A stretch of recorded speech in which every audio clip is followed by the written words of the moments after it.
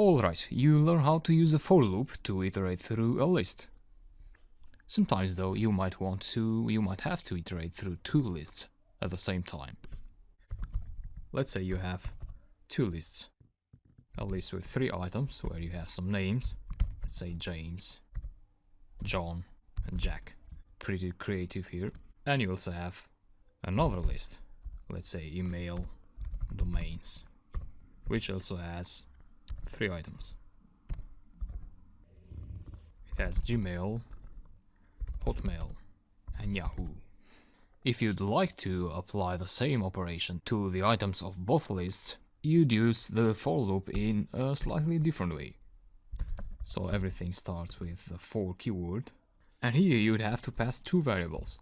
Let's say the variable I and the variable j. So for I, j in, and you'd use the zip function here. And there is where you put the names of your lists. Email domains.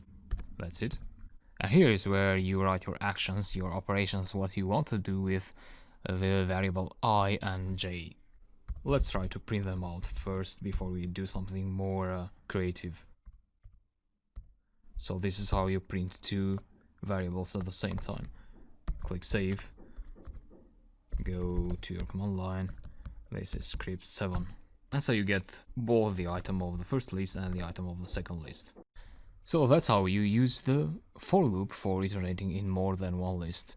So let's move on.